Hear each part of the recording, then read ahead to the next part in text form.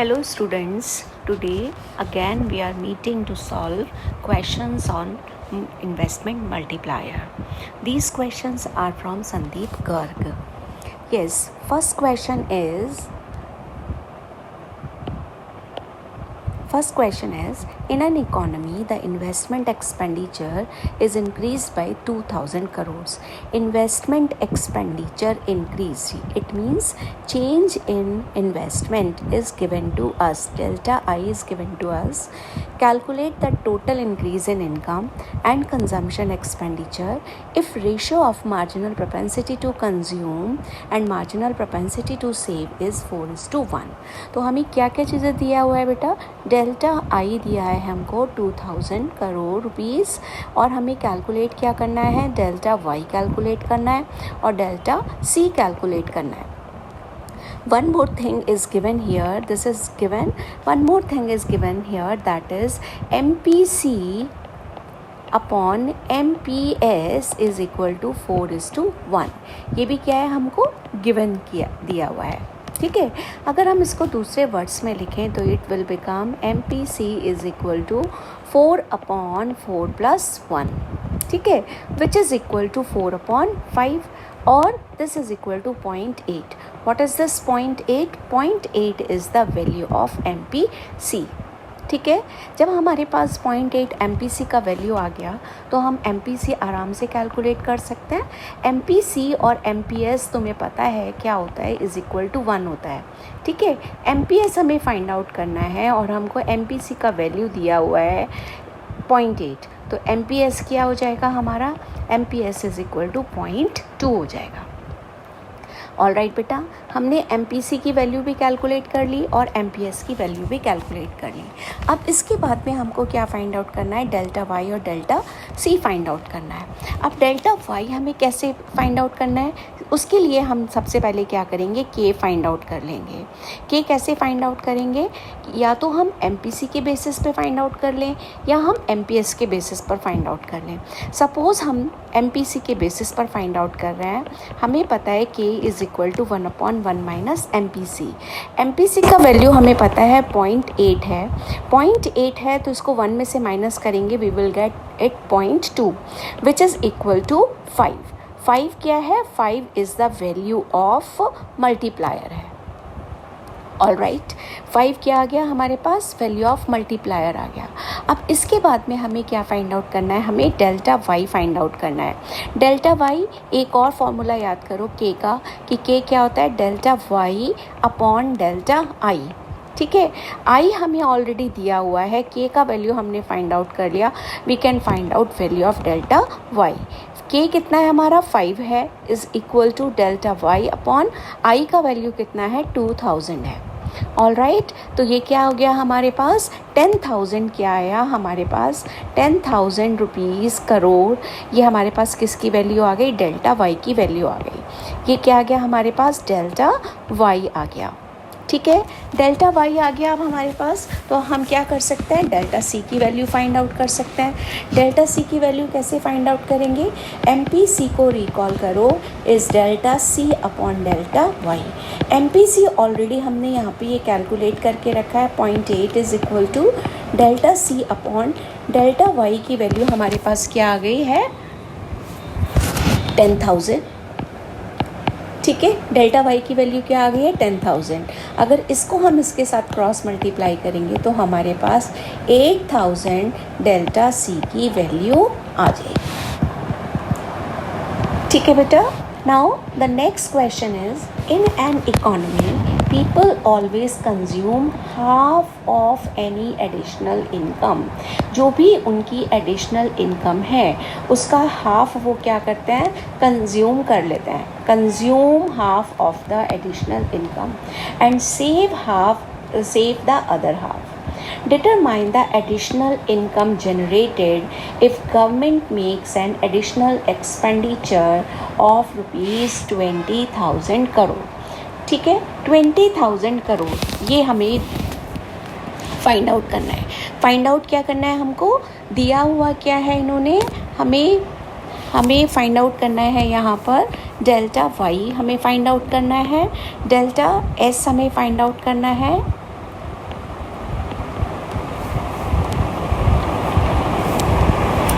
ठीक है बेटा, डेल्टा एस हमें फाइंड आउट करना है। वेट अ मिनट बेटा, ठीक है। और इन्होंने हमें क्या दिया हुआ है, डेल्टा आई दिया हुआ है। डेल्टा आई क्या दिया हुआ है इन्होंने हमें, 20,000 करोड़ रुपीज़ हमें दिया हुआ है, ठीक है। ऑल राइट, हमें क्या फाइंड आउट करना है, हाफ ऑफ द इनके determine the additional income generated. हमें एस नहीं फाइंड आउट करना, हमें क्या फाइंड आउट करना है, हमें एडिशनल इनकम हमें फाइंड आउट करनी है। अब ये क्या बोल रहे हैं कि डेल्टा वाई अगर हमने एज्यूम कर लिया एक्स है ना, तो डेल्टा सी क्या हो गया, एक्स बाई 2 हो गया, ठीक है। और डेल्टा एस क्या हो गया, एक्स बाई 2 हो गया। क्योंकि ये क्वेश्चन में हमें दिया हुआ है half of additional income is consumed and other half is save. ये क्या चीज़ें हैं, हमें ये चीज़ें इन्होंने हमें दिए हुए हैं, ठीक है। और एक और चीज़ क्या दिया हुआ है, that is delta I. Okay, अब इसके बेसिस पर हमें क्या फाइंड आउट करना है, इसके बेसिस पर हमें y का वैल्यू यहाँ पर फाइंड आउट करना है, ठीक है। इसके बेसिस पर हमारे पास डेल्टा y है, डेल्टा c है, तो हम क्या कर सकते हैं, MPC फाइंड आउट कर सकते हैं, which is equal to delta c upon delta y, ठीक है, is equal to 1/2। All right, MPC हमें क्या कर रहा है कि ये हाफ हमें क्या करता है, कंज्यूम कर लेता है। मतलब delta C upon delta Y की वैल्यू कितनी है, 1/2 है। ऐसे ही MPS की वैल्यू क्या है, delta S upon delta Y क्या है, 1/2 है, ठीक है। इसके बेसिस पर हम k की वैल्यू फाइंड आउट कर लेंगे। k क्या होगा हमारा, 1/1 माइनस 1/2, और दिस इज़ इक्वल टू 1/0.5, और this is equal to 2। What is this 2? 2 is the value of k. k की वैल्यू हमारे पास आ गई। जब k की वैल्यू हमारे पास आ जाएगी तो हम क्या कर सकते हैं, डेल्टा y की वैल्यू फाइंड आउट कर सकते हैं by applying the another formula which is k is equal to delta y upon delta i। k की वैल्यू हमें पता है कितना है, 2 है, और डेल्टा y हमें फाइंड आउट करना है। डेल्टा i ऑलरेडी हमें दिया हुआ है, कितना है, 20,000 रुपीज़ है, ठीक है। अब इसको अगर हम क्रॉस मल्टीप्लाई करेंगे तो हमारे पास डेल्टा वाई की वैल्यू कितनी आ जाएगी, 40,000 crore rupees. This is the final answer, ठीक है बेटा। Now coming to the next question. Next question is, in an economy every increase in income, in an economy with every increase in income 70% of the increase in income is spent on consumption। 70% of the increased income is spent on consumption। it means हमारा MPC क्या है, 0.7 है ना, क्योंकि हम 70% क्या करते हैं, कंज्यूम कर लेते हैं। अगर 70% हमने कंज्यूम किया तो MPC हमारा कितना हो गया, 0.7 हो गया। जब हमारे पास MPC आ जाएगा तो हम MPS भी आराम से फाइंड आउट कर सकते हैं। MPS हमारा क्या हो जाएगा, 0.3 हो जाएगा, ठीक है। आगे ये क्वेश्चन में क्या कहता है, suppose a fresh investment of 300 crore takes place an economy. It means delta I का वैल्यू इसने दिया हुआ है ₹300 crore. Calculate the change in income and change in saving. हमें क्या फाइंड आउट करना है, डेल्टा वाई फाइंड आउट करना है और डेल्टा एस फाइंड आउट करना है, ठीक है। MPC हमारे पास है, MPS हमारे पास है, I हमारे पास है, तो हम K फाइंड आउट कर सकते हैं।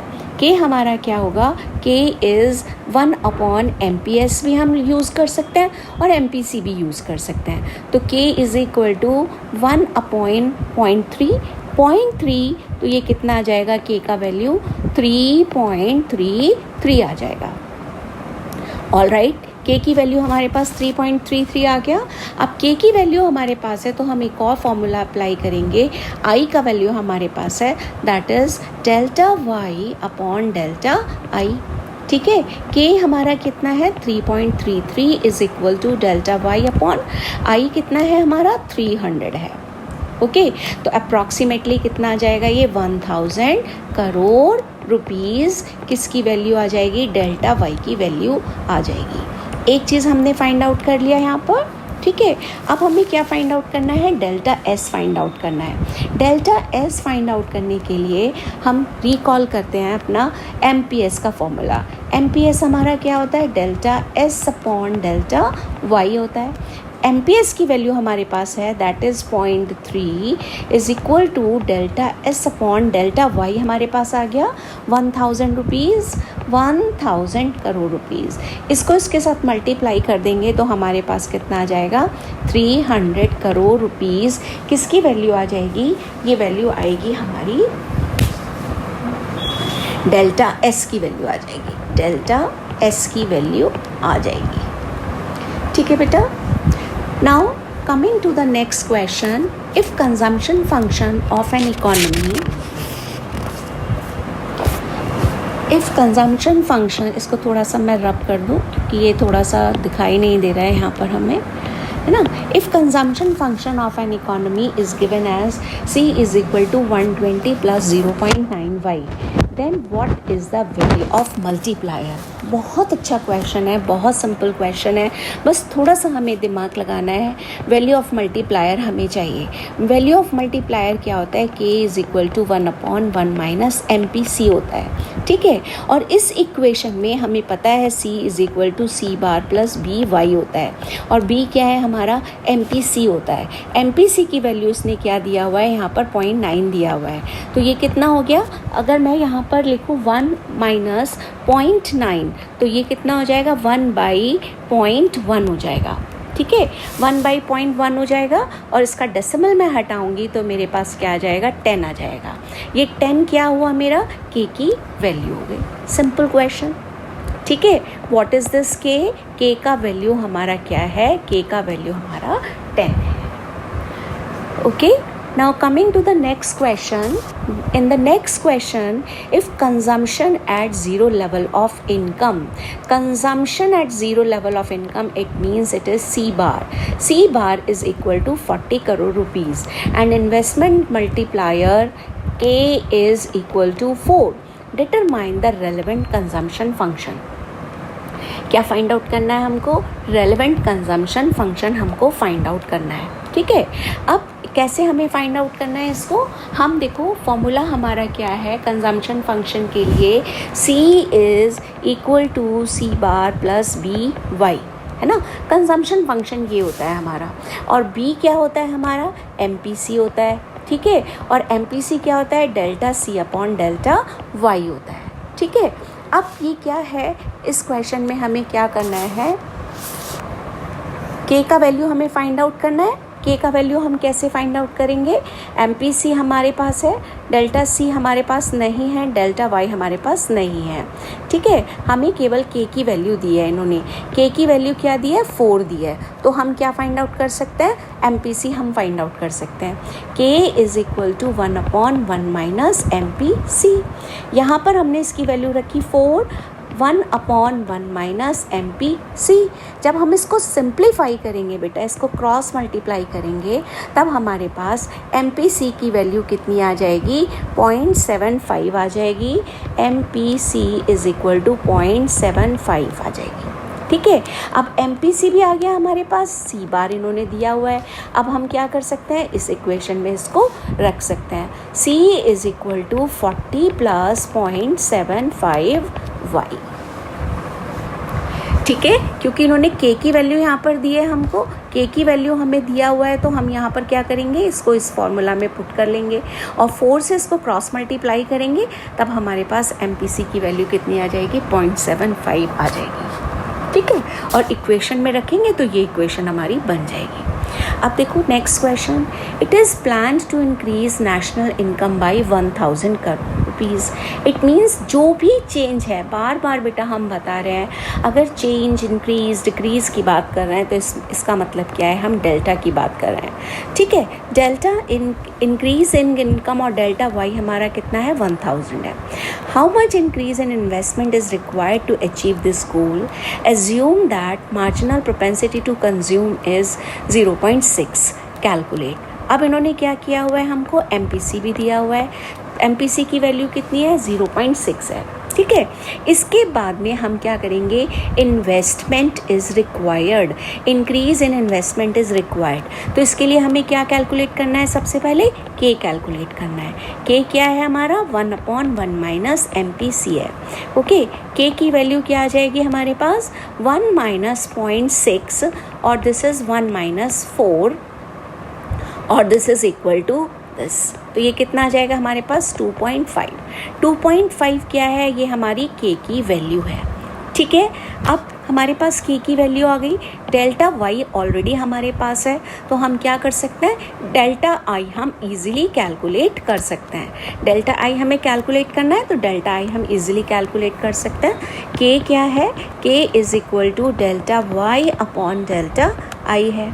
2.5 is equal to delta Y हमारा कितना है, 1000 है, अपॉन डेल्टा आई है।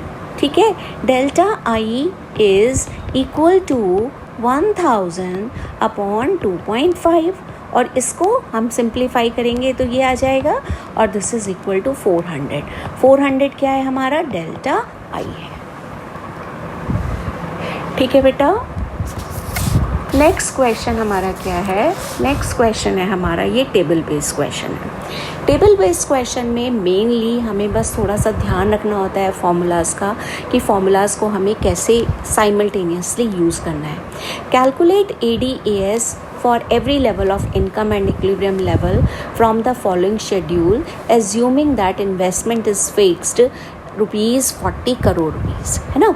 देखो, अगर मैं यहाँ पर इन्वेस्टमेंट और लिखना शुरू कर दूँ तो ये इन्होंने कंडीशन दिया हुआ है कि ये फिक्स्ड है, that is equal to 40, 40, 40 and 40।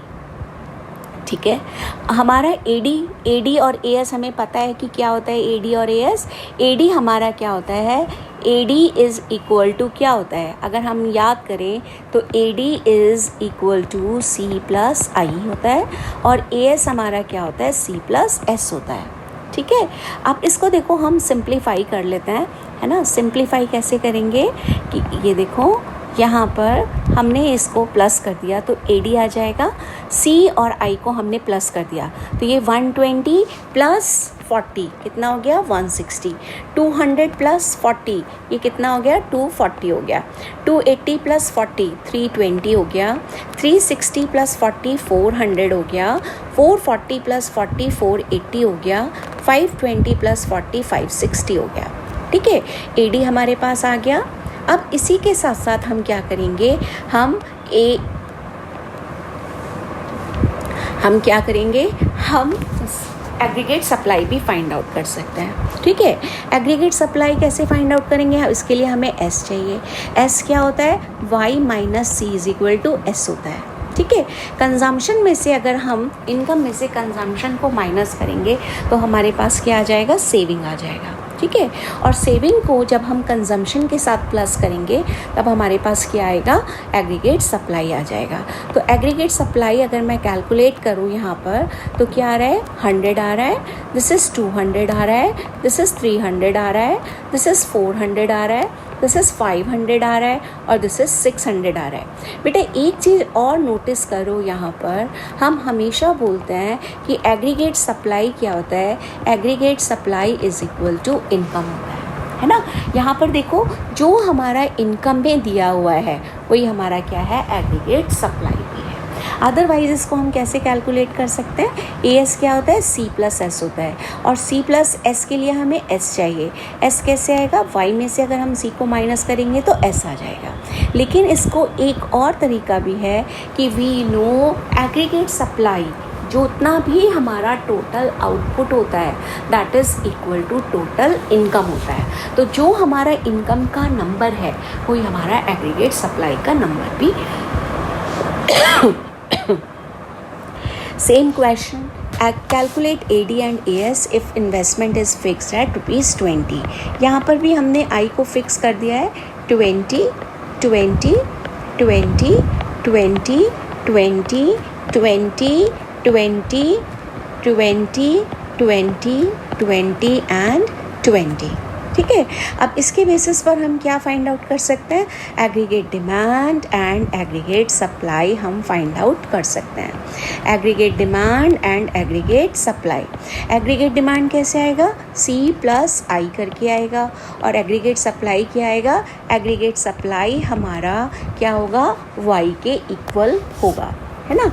Aggregate supply क्या हो जाएगा, अगर मैं यहाँ पर लिखूँ 0, 10, 20, 30, 40, 50, 60, 70, 80, 90 and 100. I told you here in this question कि aggregate supply is equal to Y. तो ये तो इजीली हमारा कैलकुलेट हो गया। अब एग्रीगेट डिमांड कैलकुलेट कर लो, 20 and 20 is 40 and this is equal to 45, this is equal to 50, this is equal to 55, 60, 65, 70, 75, 80, 85 and 90. ठीक है, easy question. Now coming to the next question. Next question is, in a two-sector economy, the income and consumption functions are Y is equal to C plus I and C is equal to 50 plus 0.80Y. If the investments are 50 crores, calculate equilibrium level of income, level of consumption at equilibrium level and saving at equilibrium level. ठीक है, हमें क्या पता है y is equal to C plus I होता है, जहाँ पर इन्होंने हमें c का कंजम्पशन फंक्शन, c का इक्वेशन दिया है, दैट इज़ 50 प्लस 0.80y, ठीक है, और i की वैल्यू इन्होंने दी है हमको 50, है ना।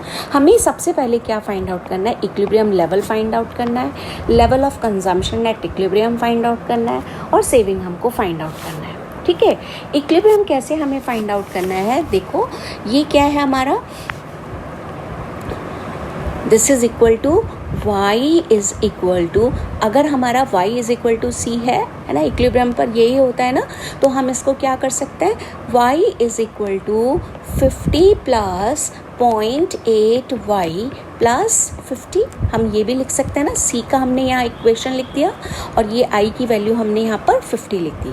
अब इसको अगर हम सिंप्लीफाई करें तो ये क्या हो जाएगा, y minus 0.8y is equal to 50 plus 50 हो जाएगा। ये क्या हो गया, 0.2y हो गया, और ये कितना हो गया हमारा 100 हो गया। अब y की वैल्यू हमारे पास आ जाएगी 0.2, इसको हम सिंप्लीफाई करेंगे तो ये आ जाएगा, कितना आ गया हमारा 500 करोड़। ये 500 करोड़ क्या है, इक्विलिब्रियम लेवल ऑफ इनकम है, ठीक है, इक्विलिब्रियम लेवल ऑफ इनकम है। एक चीज़ हमने फाइंड आउट कर ली। अब सेकंड चीज़ हमें क्या फाइंड आउट करनी है, level of consumption eight equilibrium level.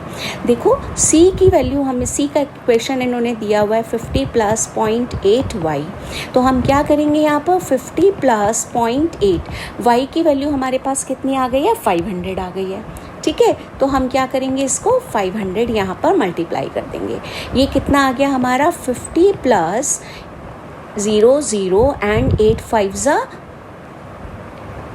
40, ठीक है, एक डेसिमल ये हट जाएगा, तो ये कितना हो गया हमारे पास 450 क्या है हमारा, कंजम्पशन एक्सपेंडिचर है ना, level of consumption eight equilibrium level है, ठीक है।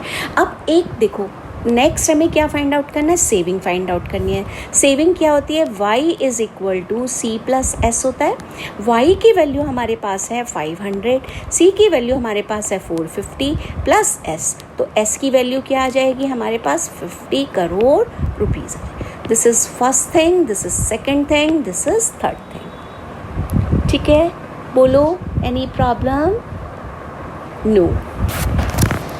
Yes beta. Next question is, the function of saving is given as -40, s is given as -40 plus 0.25y, ठीक है। If planned investment और I कितना है हमारा 100 करोड़ रुपीज़ है, determine equilibrium level of income का level of consumption equilibrium and saving at this, ठीक है बेटा। देखो, इससे हम ना सिंपल सा एक क्वेश्चन हम फाइंड आउट कर सकते हैं। सिंपल से कैसे फाइंड आउट कर सकते हैं कि इसके सेविंग इक्वेशन के बेसिस पर हम क्या करें, अपना सेविंग इक्वेशन के बेसिस पर कंजम्पशन इक्वेशन निकाल लें। अगर ये यहाँ पर -40 है तो ये सी बार क्या होगा, देखो सी बार यही होती है ना हमारी इक्वेशन, सी बार प्लस बी वाई, तो सी बार की वैल्यू क्या हो जाएगी, 40 हो जाएगी। ये क्या है, हमारा एमपीएस होता है। तो अगर एमपीएस हमारा 0.25 है तो ये कितना हो जाएगा, 0.75 वाई हो जाएगा। ये क्या आ गया, हमारा कंजम्पशन इक्वेशन आ गई। ठीक है, इक्विलिब्रियम हमें पता होता है कि क्या होता है, y is equal to C plus I है।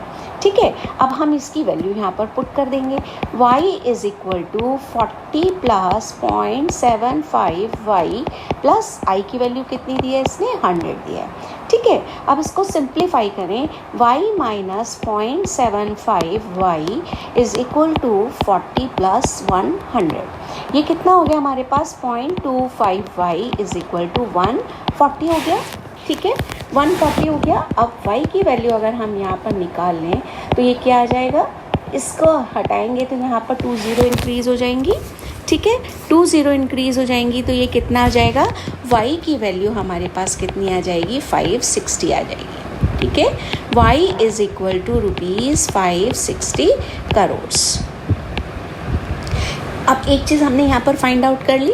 अब क्या बोल रहा है, level of consumption at equilibrium. अब ये इक्वेशन है हमारे पास, इस इक्वेशन में हम y की वैल्यू रख देंगे। सेकंड चीज़ हमें क्या फाइंड आउट करनी है, c की वैल्यू फाइंड आउट करनी है। 40 प्लस 0.75 मल्टीप्लाइड बाई 560। ठीक है, ये कितना आ गया हमारा, 560 से हमने इसको मल्टीप्लाई कर दिया तो ये हमारे पास आ गई वैल्यू 460। देखो 40 प्लस 0.75 को हम मल्टीप्लाई करेंगे 560 से। 0.75 को अगर हम मल्टीप्लाई करेंगे 560 से, 0.75 मल्टीप्लाइड बाई 560 तो हमारे पास कितना आ रहा है, 420 आ रहा है ये। ठीक है, और ये कितना हो गया, 460 इज़ द वैल्यू ऑफ सी। ठीक है, अब थर्ड थिंग हमें क्या फाइंड आउट करनी है, saving at equilibrium level. I told you C plus S होता है, तो this is 560 is equal to 460 plus S, और S is equal to 100 crore rupees. ठीक है बेटा, बोलो क्या प्रॉब्लम है, नो, यस, हैप्पी लर्निंग।